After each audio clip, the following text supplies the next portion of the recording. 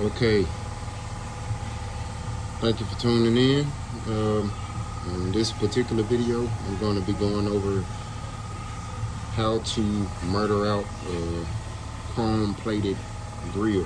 These 300s, after I was sanding it, as you can see, some of the areas have a copper, so I'm assuming that it's copper with chrome plating on the top. And what you want to be sure whenever you prepping these grills to spray or put paint on, you want to make sure that it's actually scratching up. As you can see, you know, I have the scratches in it, make it look almost like polished aluminum or something. But you want to be sure that you're scratching it up good enough, and therefore the paint won't flake off immediately, you know, as soon as the paint cures. But that's what this video is, so stay tuned. All right, the first thing you want to do is be sure that you apply adhesion promoter. This helps the paint stick onto whatever surface that you are spraying on. And usually I use adhesion promoter for plastic, like bumpers, mirrors, side mirrors, maybe interior pieces. Like if you want to paint your interior pieces, the plastic ones, the color of your car or something like that, make sure you use adhesion promoter. I used to use etching, but I found the adhesion promoter to work better. So I'm going to apply this and then I'll get the base.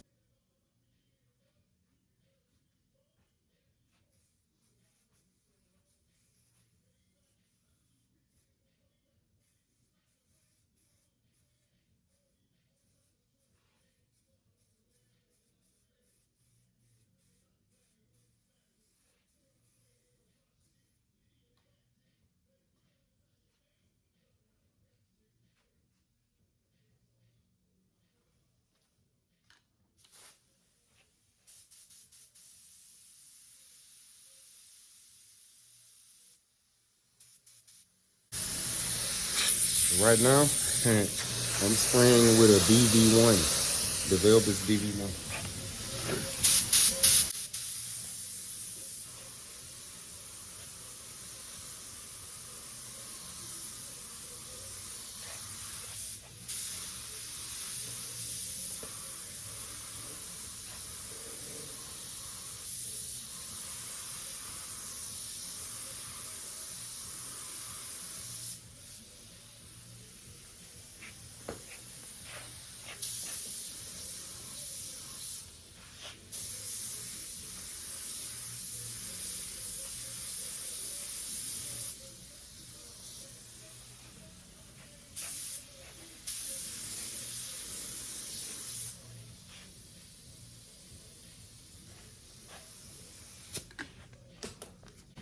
Now, that's the first coat.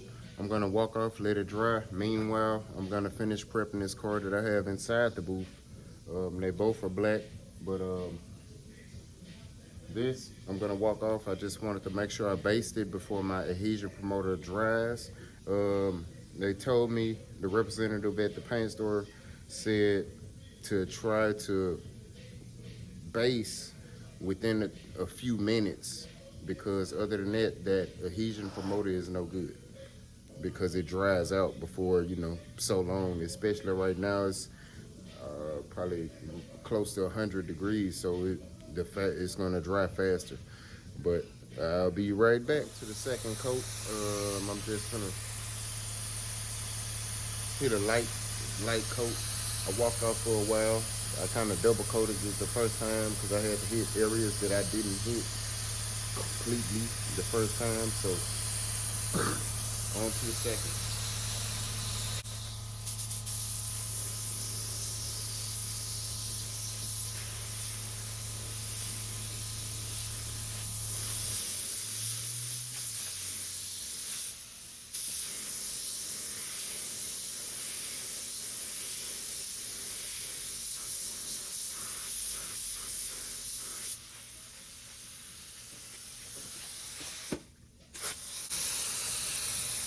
Okay, what I did, if you notice, when I first started, I started around the border,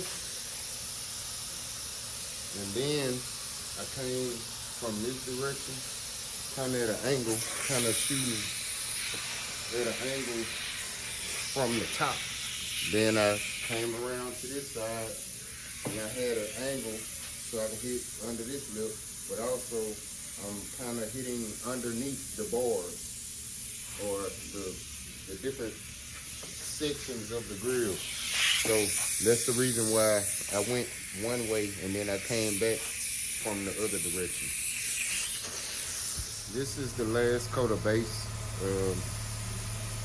It's covered mostly, but now this round I'm gonna fine tune and make sure I hit all the edges or the parts of the grill that are too close to the trim portion, and I'm gonna just make sure I have it covered.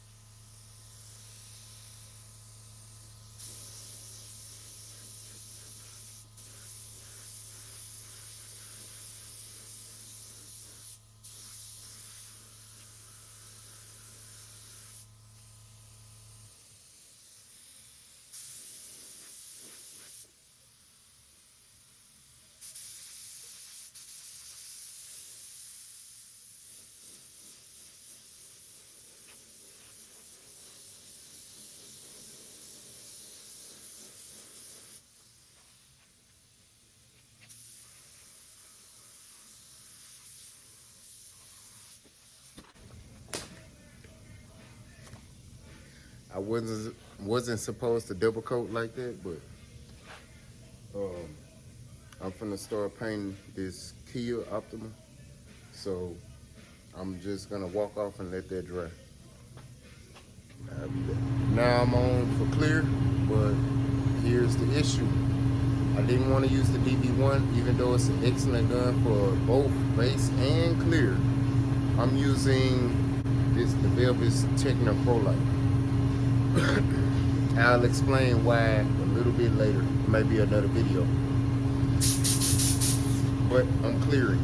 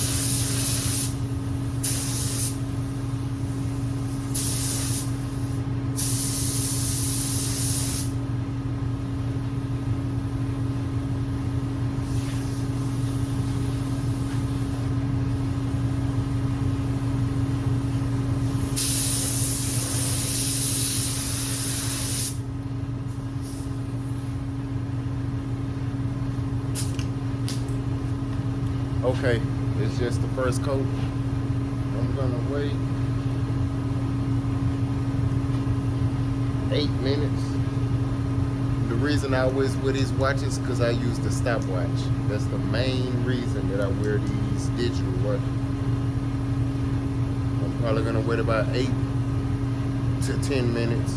The temp is hot, so I know some of y'all gonna be like, oh man, you supposed to go 10 to 15. Well, when the temperature is way above paint temperatures, normal paint temperatures are around 70 degrees, that's comfortable, that's perfect.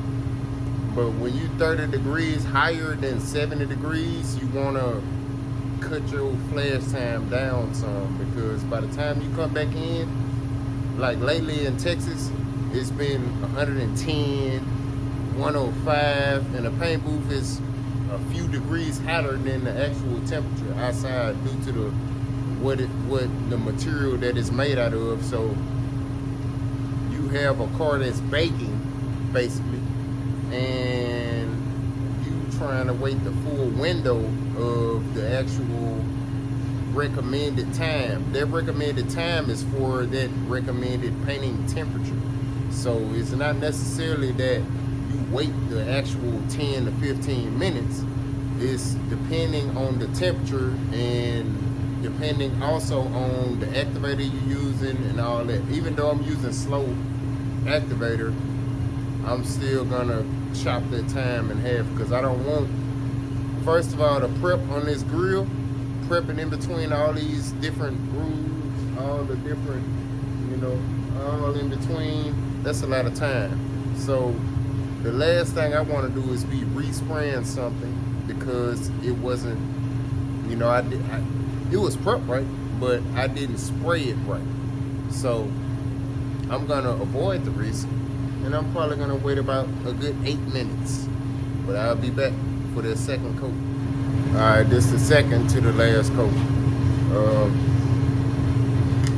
I waited